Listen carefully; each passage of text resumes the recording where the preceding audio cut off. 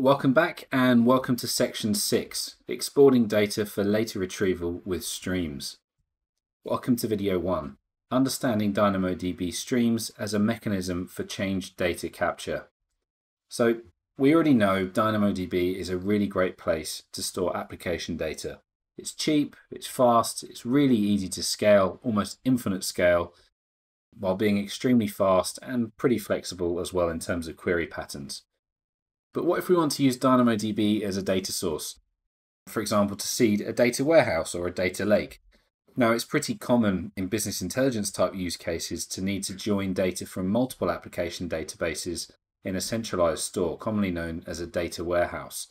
And this is used to drive business intelligence, advanced analytics, and all kinds of downstream use cases. Obviously, DynamoDB is not the right kind of database for that. It's not designed to do that. So we need a mechanism for getting data out of DynamoDB and into one of these other kind of data stores.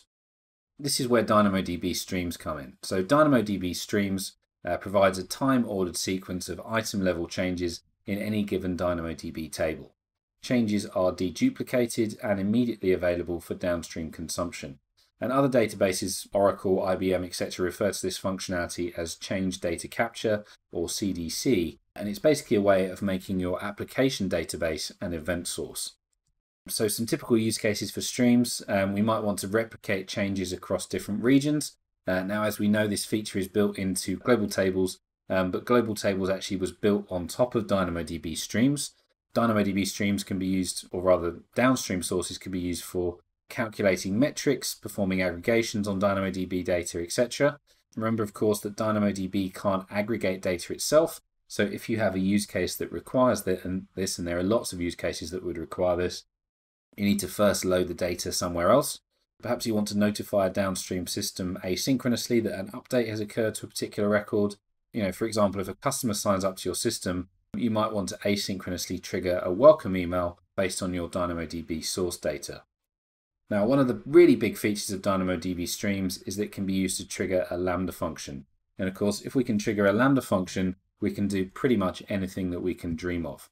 It really opens up a whole new range of use cases. So we can now write code that responds or runs in response to asynchronous changes to DynamoDB tables. And of course, being Lambda, all of the scalability concerns are managed by Amazon. Kind of functionally similar to running a database trigger, but the difference is a Lambda function runs asynchronously, so there's no performance impact on the database itself. And Lambda functions can literally do anything that you can write code for.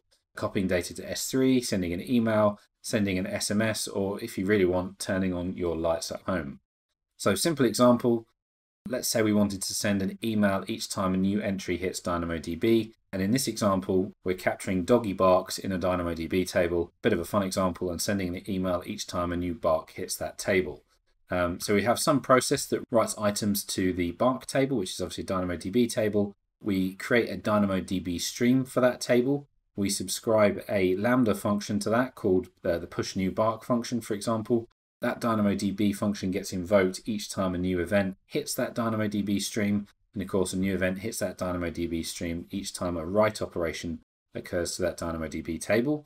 So that function gets invoked with a new bark. The Lambda function then publishes that bark to a woofer topic, for example, which could then send an email to say a new user has barked or whatever.